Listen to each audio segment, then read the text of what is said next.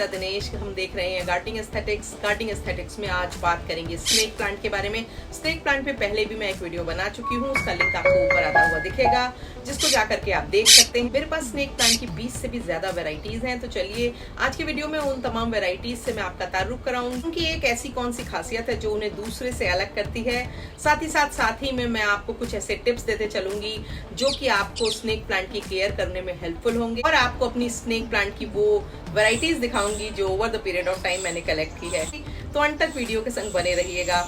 और अगर आपके पास स्पेस की कमी है तो कुछ ऐसी छोटी इंटरेस्टिंग वैरायटीज हैं स्नेक प्लांट की जिनको आप जरूर लाके लगा सकते हैं, तो उनका नाम आपको इस वीडियो में जरूर देखने को मिलेगा। तो चलिए देर नहीं करते हैं, वीडियो को जल्दी से शुरू करते हैं। वीडियो को मैंने 2 पार्ट में डिवाइड कर दिया है। पहले पार्ट में तो मैं आपको ये बताऊंगी कि क्यों दीपावली के समय हमको अपने इंडोर्स में स्नेक प्लांट को लगाना, उनको ले करके आना ज़रूरी होता है।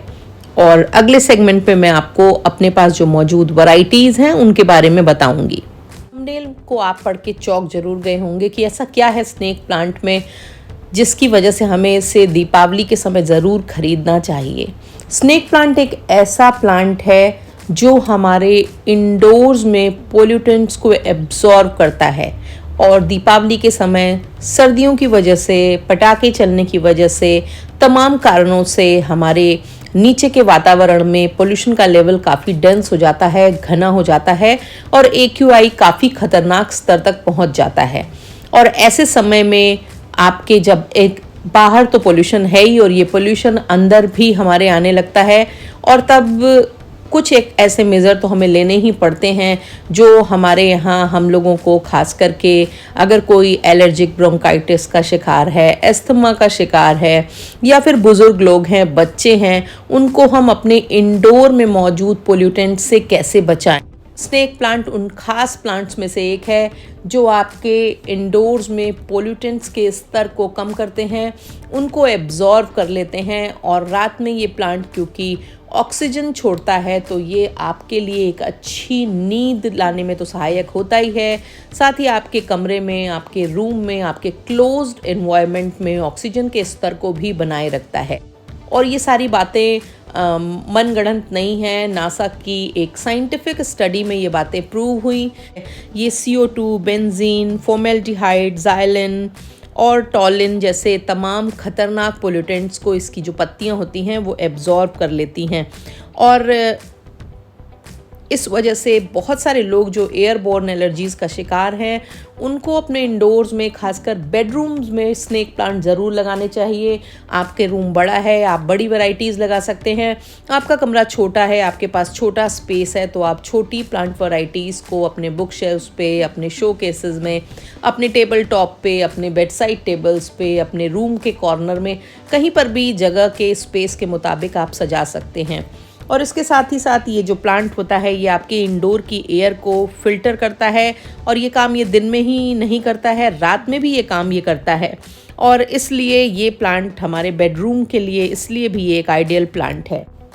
Snake plant mental health booster भी माना गया है, और 2018 में एक रिसर्च हुआ था कि खासकर वो लोग जो ऊंचे अपार्टमेंट्स में रहते हैं, और ऊंचे अपार्टमेंट्स में रहने की वजह से उनके अंदर कुछ ऐसी समस्याएं आती हैं, कुछ ऐसा स्ट्रेस आता है जिसको कि रिलीज़ करने में स्नेक प्लांट काफ़ी ज़्यादा हेल्पफुल होता है। आप अपने इंडोर्स में इसको डेकोर में यूज़ कर सकते हैं, और ये प्लांट आपको मेंटल पीस भी देता है, आपके लिए सूदिंग होता है, और आपके घर के अंदर के एनवायरनमेंट को हैप्पी बनाता है। स्नेक प्लांट की एक और जो सबसे बड़ी खासियत है वो ये है कि एक तो ये काफ़ी लंबे समय तक इंडोर्स में अच्छे से बना रहता है। अगर आप इसको 3-4 महीने तक भी सनलाइट बाहर की ना दिखाएं तो भी ये अंदर अच्छे से चलता रहता है। बस आपको बीच में 1-2 बार वाटरिंग करनी पड़ेगी, और ये प्लांट आपका अच्छे से चलता रहेगा। तो जिन लोगों के पास टाइम नहीं है, या जो बहुत ज़्यादा टूर पे रहते हैं, घर में बहुत ज़्यादा नहीं रहते हैं, वो लंबे समय तक के लिए बाहर भी रहते हैं, वो लोग भी अपने इंडोर्स में इस प्लांट को रख करके और छोड़ करके बेफिक्र होकर के घर से जा सकते हैं। इसके साथ ही साथ चाइनीज़ फेंग शुई में भी इसको नेगेटिव एनर्जी एब्जॉर्ब करने वाला प्लांट माना गया है, और ये माना जाता है कि अगर सेंसेवेरिया को क्लासरूम्स में रखा जाए तो ये लर्निंग में हेल्प करता है, और इसी तरह से ये भी माना गया है कि जो आपके वातावरण में नेगेटिव एनर्जीज मौजूद हैं उनको ये एलिमिनेट करता है। आपके अंदर जो नेगेटिव ह्यूमन फीलिंग्स हैं उनको एलिमिनेट करने में भी ये काफ़ी हेल्पफुल होता है। हालांकि इसका कोई साइंटिफिक आधार तो नहीं है, पर फेंग शुई एक पुराना प्राचीन शास्त्र है जिसमें कि काफ़ी समय से ये प्रचलित धारणा है। इसके अलावा अपने नेचुरल हैबिटेट में जहाँ ये होता है उन सारी कंट्रीज़ एज अ घरेलू मेडिसिन भी इसका इस्तेमाल होता रहा है। बहुत सारे वाउंड्स और बर्न्स को हील करने के लिए इसको यूज़ करते हैं, इसको इन्फ्लेमेशन रिड्यूस करने के लिए यूज़ करते हैं, इसको ब्लड प्रेशर को स्टेबलाइज करने के लिए भी कई जगह यूज़ किया जाता है। हालांकि ये जो सारी चीज़ें हैं ये आप जब तक इसके बारे में पुख्ता जानकारी न रखें तब तक इसका मेडिसिनल यूज़ करने से बचें। और ये प्लांट क्योंकि पेट्स के लिए और बच्चों के लिए अगर ज़्यादा क्वांटिटी में इंजेस्ट कर लिया जाए तो टॉक्सिक होता है, तो इस बात का ध्यान रखना है।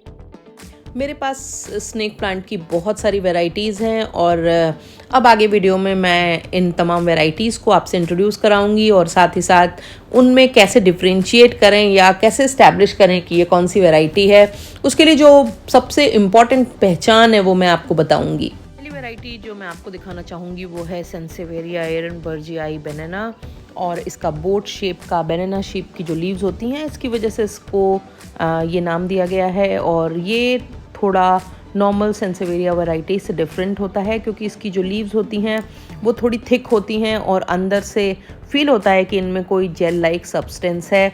और रिलेटिवली इसको और वैरायटीज़ के मुकाबले थोड़े और कम पानी की ज़रूरत होती है क्योंकि इसका जो अपीयरेंस होता है वो सेंसेवेरिया से कहीं ज़्यादा कैक्टस और सक्यूलेंट के जैसा होता है। और इसका जो ट्रीटमेंट मैं करती हूँ वो भी वैसा ही करती हूँ।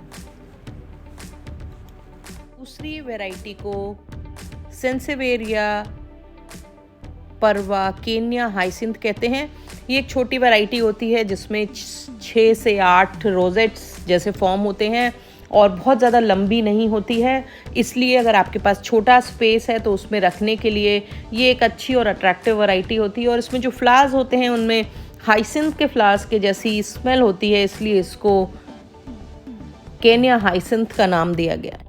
सेंसेवेरिया नाइट आउल ये भी एक छोटी वैरायटी ही है और इसकी जो लीव्स होती हैं वो और सारी सेंसेवेरिया के मुकाबले ज़्यादा चिकनी होती हैं। एजेस जो होती हैं वो थोड़ी बहुत ही लाइट येलो सी होती हैं और इसकी जो लीव्स होती हैं उनमें एक हल्का सा शाइन होता है जो आपको और किसी सेंसेवेरिया वैरायटी में जल्दी नहीं मिलेगा।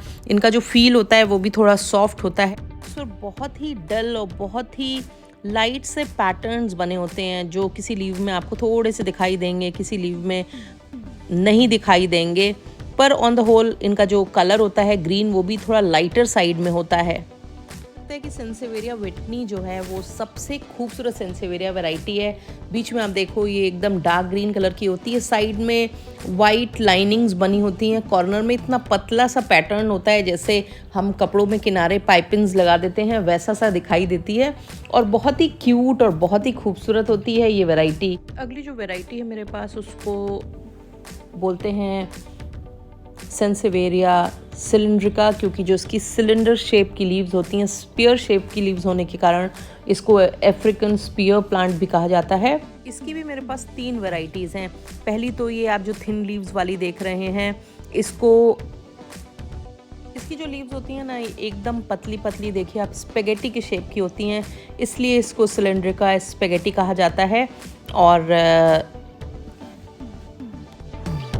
सिलिंड्रिका की जो दूसरी वैरायटी मेरे पास है उसको स्टार फिश या पटूला कहते हैं। और आप देखो इसका जो शेप है वो स्टार फिश के जैसा है और इसकी जो लीव्स होती हैं वो थोड़ी ज़्यादा थिक होती हैं, ज़्यादा मोटी होती हैं और कई बार इनकी जो अपीयरेंस होती है वो फिंगर्स की तरह होती है, पॉइंटेड होती हैं ऊपर से और नीचे से मोटी होती हैं। दूसरी जो सिलिंड्रिका की मेरे पास वैरायटी है उसको स्काईलाइन कहते हैं और ये इस वजह से कहते हैं कि आप ये देखो इसकी जो लेंथ है वो करीबन 2 फीट के करीब पहुंच चुकी है, काफ़ी लंबी हो चुकी है ये। और इसको संभालने के लिए इसको ब्रेड करके रखना पड़ता है क्योंकि अदरवाइज़ तो इधर उधर बहुत बुरी तरह इसकी लीव्स फैल जाती हैं और फिर मैनेजेबल नहीं होती हैं। आप जब भी जाओगे रास्ते में आपसे अड़ेंगी या फिर और प्लांट्स के संग उलझेंगी, इसलिए इनको ब्रेडिंग करके इनको रखना पड़ता है। सारी ही वैरायटीज़ हैं उनका जो प्रोपगेशन है वो भी नॉर्मल लीफ प्रोपगेशन हो सकता है। पर कई बार हम जब इंटरनेट पे हैक्स में देखते हैं तो ऐसे लगता है जैसे आज लगाई लीव्स कल प्लांट निकल आएगा। नहीं, लीफ प्रोपगेशन होने में नॉर्मल जो सेंसेवेरिया वैरायटीज़ हैं उनमें तो 7 से 8 महीने लग जाते हैं और सिलिंड्रिका के नए प्लांट निकलने में आपको कम से कम नहीं तो 9 महीने से लेकर के 12 महीने तक का समय लग सकता है। इसलिए अगर लीफ प्रोपगेशन करना है तो बहुत ही पेशेंस की ज़रूरत होती है, बहुत ही रेगुलर आपको केयर करनी पड़ती है लीव्स की, और अदरवाइज़ आप डिवीजन से इनको मल्टीप्लाई कर ही सकते हैं। अगली जो वैरायटी है मेरे पास उसको गोल्डन हेनियाई कहते हैं और बहुत ही खूबसूरत वैरायटी है। मार्जिन्स पे आप देखिए कैसे येलो कलर हैं और बीच में लाइट ग्रीन कलर है। सुंदर वैरायटी है, पर मेरा अपना जो ऑब्जर्वेशन है वो ये है कि ये बहुत ही डेलिकेट वैरायटी होती है और जैसे ही बारिश के दिनों में ह्यूमिडिटी बहुत ज़्यादा बढ़ी और आपने थोड़ा भी पानी डालने में ऐसा कर दिया कि रोजेट्स के ऊपर पानी चला गया तो ये बहुत जल्दी ख़राब हो जाती है। इसलिए ये ध्यान रखें कि जब इसको पानी दें तो साइड्स में पानी दें और एकदम से इसके रोजेट्स के बीच में सेंटर पे मत पानी दें, क्योंकि तुरंत फिर ये ख़राब होने का इसको डर होता है। और विंटर्स में भी ये ध्यान रखना है कि इसको बहुत ही लंबे ड्यूरेशन पे आप इसको वाटरिंग करें। दूसरा, सन को लेकर के भी थोड़ी सेंसिटिव होती है रिलेटिवली, तो आप इसको ऐसी जगह पे रखें जहाँ पर कि इसको सुबह की 3 से 4 घंटे की अच्छी धूप मिले बस। अगली वैरायटी जो स्नेक प्लांट यानी कि सेंसेवेरिया की मेरे पास है वो ग्रीन हाहनी है और इस पॉट में 2 वैरायटीज़ लगी हुई हैं। एक तो ट्विस्टेड गोल्डन हाहनी है और ग्रीन हाहनी है। ग्रीन वाली तो बहुत ही कॉमन होती है और ऑलमोस्ट आपको हर जगह मिल जाएगी, और मेरे पास ये बहुत बड़े पॉट में बहुत सारी लगी हुई है और उसके मैंने डिवीज़न करके छोटे प्लांटर्स में इसको लगाया है सो दैट कि मैं इंडोर्स में रख सकूं और वीडियोस बनाने में भी इनको यूज़ कर सकूं, क्योंकि जो बड़े वाले हैं उनको कैरी करना, उनको उठा के लाना बहुत ही मुश्किल है। अगली वैरायटी तो बहुत ही रेयर वैरायटी है और इसको कॉपर टोन कहा जाता है और इसका जो कलर होता है वो बड़ा शिमरी सा और कॉपरी कलर होता है, देखने में सुंदर लगती है। इसके जो एजेस होते हैं वो थोड़े से वेवी मार्जिन्स होते हैं इसके, और इसका जो कलर होता है वो एकदम डिफरेंट होता है। इसकी लीव्स भी और वैरायटीज़ के मुकाबले बहुत ज़्यादा स्टिफ होती हैं, एकदम गत्ते के जैसी, और ब्रिटल हो जाती हैं, इतनी ज़्यादा स्टिफ होती हैं। बड़ा स्लो ग्रोइंग है, 5 साल से मैंने रखा हुआ है और आप इसकी ग्रोथ देख लीजिए, इसमें कुल जमा 4 पत्तियां हैं। अगली वैरायटी जो मेरे पास है उसको कहते हैं वेल फिन। वेल के फिन की तरह बहुत बड़ी सी ये वैरायटी होती है। इसकी लीव्स की चौड़ाई भी बहुत होती है और लंबाई तो अगर आपने इसे ज़मीन में या बहुत बड़े प्लांटर में लगा रखा है तो 8-8 फीट तक पहुंच जाती है। और बड़ी मुश्किल से मैंने बड़ा खोज करके इसकी एक लीफ अरेंज की थी जो मुझे अच्छी खासी एक्सपेंसिव पड़ी थी, और अब मैं इंतज़ार कर रही हूँ कि कब इसमें से एक नया बेबी प्लांट निकले। और कुछ दिनों पहले जब मैंने सॉइल हटा के देखा था तो ग्रोथ स्टार्ट हो गई है। वैरायटी भी बड़ी खूबसूरत और बड़ी कंटेम्प्रेरी है और इसकी लंबी इरेक्ट जो लीव्स होती हैं वो एकदम पतली होती हैं, और ये काफ़ी ज़्यादा कंटेम्प्रेरी डेकोर्स के लिए तो बहुत ही अच्छी चॉइस है। और स्पेशली मैं विजुलाइज़ करती हूँ कि अगर पूरा ऑल वाइट या ऑल ग्रे इंटीरियर है तो उसमें रखने के लिए इस प्लांट से ज़्यादा खूबसूरत कोई भी प्लांट नहीं हो सकता है। ये भी सेंसेवेरिया की कमाल की खूबसूरत वैरायटी है और इसका जो कलर होता है वो आप मान लो कि जैसे हमारे यहाँ लौकी यानी कि दूधी का कलर होता है, बॉटल गार्ड का कलर होता है, वैसा ही इसका कलर होता है। इसके अलावा जो मेरे पास वैरायटीज़ हैं उनमें ब्लैक गोल्ड, ये भी एक छोटी वैरायटी है और बहुत ही खूबसूरत वैरायटी होती है। इसके अलावा भी मेरे पास कई ऐसी प्रजातियां हैं जो देखने में खूबसूरत हैं। इनमें black gold, twisted sisters, black dragon, Futura सुपरबा, golden flame और इसके अलावा लैसिनियाटा और 1-2 कॉमन प्रजातियां मेरे कलेक्शन में हैं।